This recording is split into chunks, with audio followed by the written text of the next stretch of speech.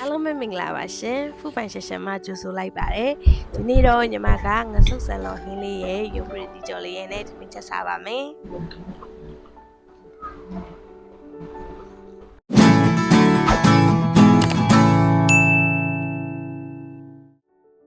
ငဆုပ်ကိုတော့ညီမကငမြင့်ချင်းချစ်ကိုတုံးလာပါတယ်ဗောနော်ငမြင့်ချင်းချစ်ထဲမှာညီမအရသာလေးထည့်တယ်ကြက်သားမုတ်တို့စားတို့ချွန်းမုတ်တို့ထည့်ပြီးတော့အနံ့လေးလဲမွေးအောင်ညီမဂျင်းမုတ်နဲ့ကြက်သွန်ဖြူမုတ်လေးလဲထည့်လိုက်တယ်ပေါ့နော်သူ့ကိုညီမတေးသေးချာလေးနေပြီးတော့တေးချာလေးပေါက်တော့လေမမြင့်ချင်းချစ်အရသာနဲ့မတူဘဲနဲ့တကယ်ကိုမှငဖယ်ချစ်လို့မျိုးစစ်စစ်ပပိုင်လေးရသာထွက်ပါတယ်ငဆုပ်လေးကိုညီမပေါက်လို့ပြီးရနဲ့လူသလိုပုံဖော်ပေးပါမယ်ပုံဖော်ပေးတဲ့ခါမှာညီမဒီငဆုပ်ကိုကျွတ်အောင်မကြော်ဘဲနဲ့စီလေးထဲမှာပဲငဆုပ်ကြက်ရုံလောက်လေးကြော်ပေးပါမယ်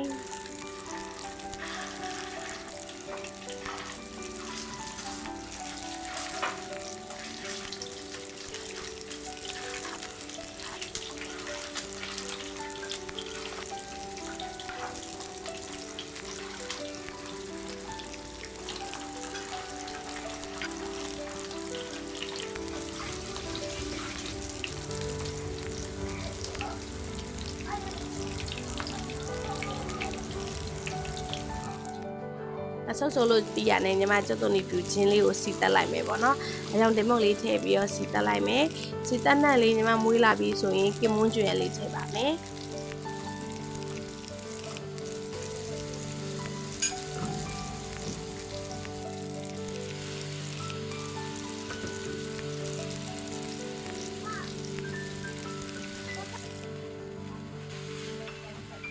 ကင်မွန်းကျွဲလေးနည်းနည်းလေးလုံးလုံးထွေးထွေးဖြစ်လာပြီးဆိုညီမရေလေးနည်းနည်းထည့်လိုက်မယ်။ပြီးတော့ညီမဟင်းတို့ထဲမှာအရသာထည့်မယ်ပေါ့နော်။အရသာကိုညီမမြင်ငပိလေးနည်းနည်းထည့်မယ်။မြင်ငပိလေးရဲ့စားအချုံမုတ်လေးရဲ့ပြီးတော့ငပြာရည်လေးထည့်ပါမယ်။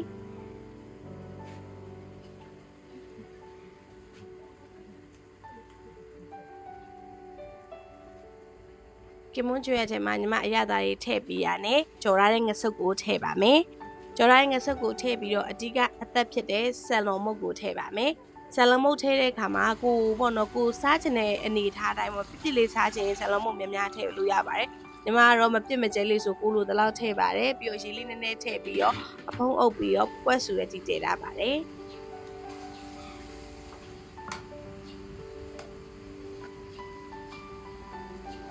ငဆုပ်ဆန်လုံးဟင်းလေးရပြီဆိုတာနဲ့ကိုအကြိုက်ရုံးမရီတီလေးကြော်စားပါမယ်ရှင်။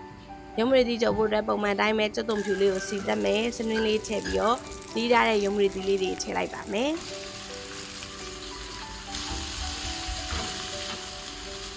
အကြတာမုတ်လေးထည့်ပြီးတော့အနံ့လေးမွေအောင်ဖြူစီလေးနည်းနည်းလေးပေါက်ထည့်လိုက်ပါမယ်ဆိုတော့ဒါဆိုရင်လည်းရုံးမရီတီကြော်လေးရသွားပါပြီရှင်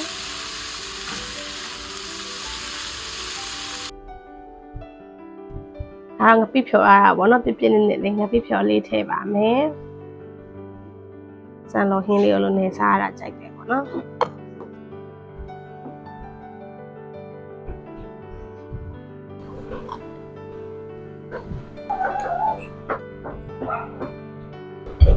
ဒီဆန်လုံးဟင်းလေးရလေအခုလိုရာသီဥတုနဲ့ဆိုအရန်ကိုမှလိုက်ဖက်ပါတယ်ပြီးတော့ညီမတို့ငပိရုပ်ဒီဆက်ဆက်လေးနေပြီးတော့ဒီဆန်လုံးဟင်းလေးနဲ့ဖက်စားလိုက်ရင်အရန်ကိုမှစားကောင်းတဲ့ဟင်းလေးတစ်ခွက်ပါနော်ဒီဗီဒီယိုလေးကိုဆုံးတဲ့အထိကြည့်ပေးတဲ့အတွက်ကျေးဇူးအများကြီးတင်ပါတယ်နောက်ဗီဒီယိုတွေမှာပြန်တွေ့မယ်နော်